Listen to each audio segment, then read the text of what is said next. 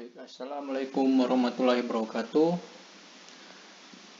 Pada kesempatan kali ini, saya akan mempresentasikan hasil kerja dari tugas saya yang bertema yaitu kerukunan antar umat beragama.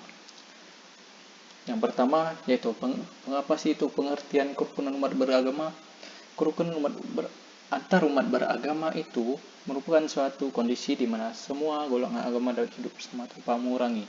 Oleh sebab itu, kerukunan antar umat beragama tidak mungkin bisa lahir dari sikap fanatisme buta serta sikap tidak peduli atas hak-hak keberagaman dan perasaan orang lain. Namun dalam hal ini tidak juga bisa diartikan bahwa kerukunan hidup di antara umat memberi ruang seperti campur tangan unsur-unsur tertentu dari agama yang berbeda, karena hal tersebut akan merusak nilai agama itu sendiri bagi hak dasar masing-masing untuk melakukan kewajiban agamanya. Yang selanjutnya yaitu bentuk dari kerukunan antar umat beragama ialah sebagai berikut. Yang pertama yaitu saling menghormati dalam kebebasan menjalankan ibadah sesuai dengan agama masing-masing. Kedua, saling menghormati serta bekerja sama dalam memeluk agama antar golongan sesama serta umat beragama dalam pemerintah yang sama-sama memiliki tanggung jawab membangun bangsa dan negara. Yang ketiga, saling tenggang rasa serta toleran dengan tidak melakukan pemaksaan agama terhadap orang lain. Next, yaitu pengertian kerukunan umat beragama menurut Islam.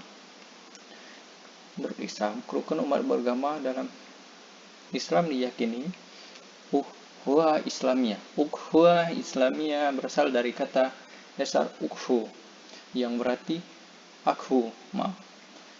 yang berarti saudara, teman, sahabat. Kata ukhuwah sebagai kata jadian dan mempunyai pengertian atau jadi kata benda abstrak persaudaraan, persahabatan, dan dapat pula berarti pergaulan. Sedangkan Islamiyah berasal dari kata Islam yang dalam hal ini menjadi atau memberi sifat ukhuwah, sehingga jika dipadukan antara kata ukhuwah dan Islamiyah akan menjadi persaudaraan Islam atau pergaulan menurut Islam. Yang selanjutnya yaitu pengertian kerukunan menurut para ahli. Pertama dari W.J.S. Purwadarminta menyatakan kerukunan merupakan sikap atau sifat menegakkan seperti menghargai dan membolehkan suatu pendirian pendapat, pandangan, kepercayaan atau yang lainnya yang berbeda dengan pendirian.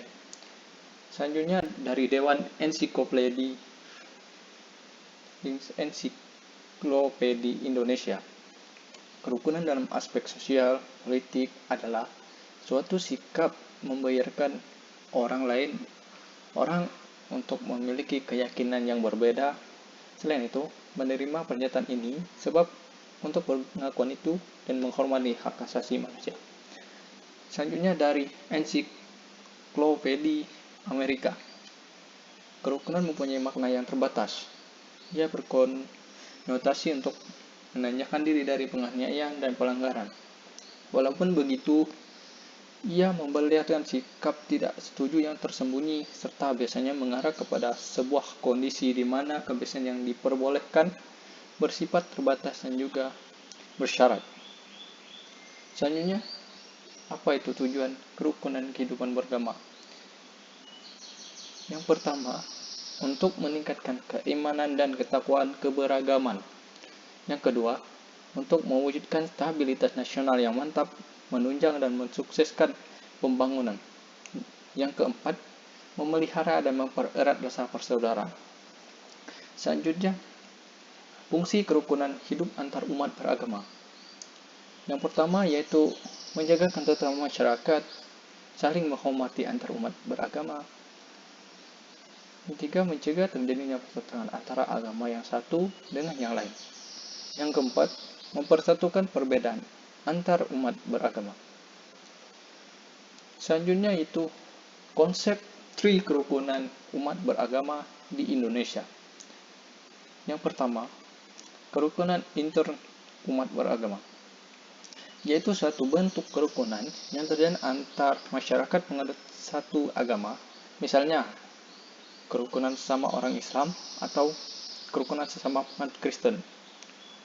Yang kedua, kerukunan antar umat beragama, yaitu suatu bentuk kerukunan yang terjalin antar masyarakat yang memeluk agama berbeda-beda. Misalnya, kerukunan antar umat Islam dan Kristen, antara pemeluk agama Kristen dan Buddha, atau kerukunan yang dilakukan oleh semua agama. Yang ketiga, kerukunan umat beragama antar pemerintah, yaitu bentuk kerukunan semua umat-umat beragama menjalin hubungan yang harmoni dengan negara atau pemerintah. Misalnya, tunduk dan patuh terhadap aturan dan perundang-undangan yang berlaku. Next, kerukunan dalam perspektif Islam. Yang pertama itu ada semua umat Islam, meskipun terdiri dari banyak sekali suku, merupakan tetap satu komunitas atau ummatan wahidah.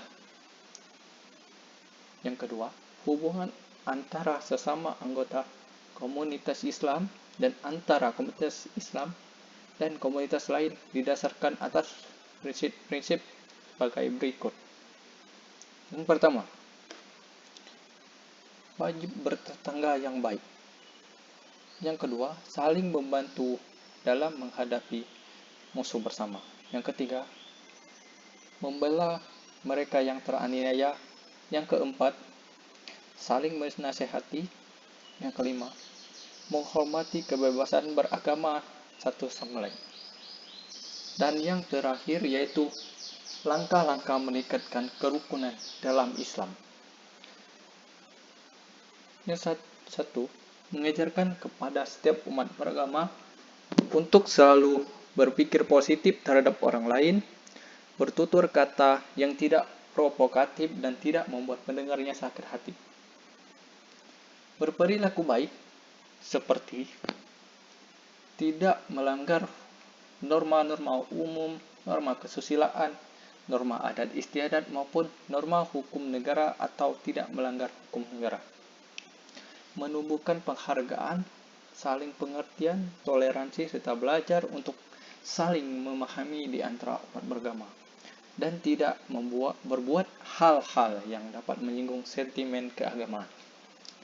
Selanjutnya, untuk menumbuhkan penghargaan dan saling pengertian, maka setiap umat beragama hendaknya mengerti secara baik dan benar tentang agamanya sendiri dan dilengkapi dengan pengetahuan yang cukup dan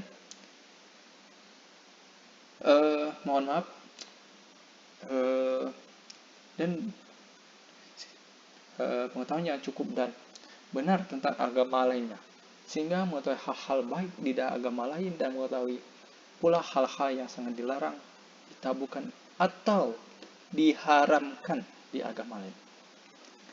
Para pemimpin agama bersama dengan pemimpin agama lainnya seperti Islam, Hindu, Kristen, Buddha, dan Konghucu untuk mengatasi musuh bersama umat manusia, yaitu keterbelakangan, kebodohan, kemiskinan, dan penyakit sosial.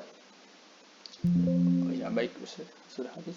Baik, itu saja untuk presentasi saya pada kali ini. Jika ada salah kata atau salah pengucapan atau presentasi saya kurang menarik, maka saya minta ampun dan mohon maaf sebesar-besarnya kepada Tuhan Yang Maha Esa, karena tanpa beliau kita tidak bisa hadir di sini. Mungkin itu saja yang bisa saya sampaikan. Jika ada salah, saya mohon maaf. Dan jika ada yang teman-teman yang ingin bertanya, silakan bertanya. Jika tidak, saya maklum. Baik, sekian dari saya. Wassalamualaikum warahmatullahi wabarakatuh.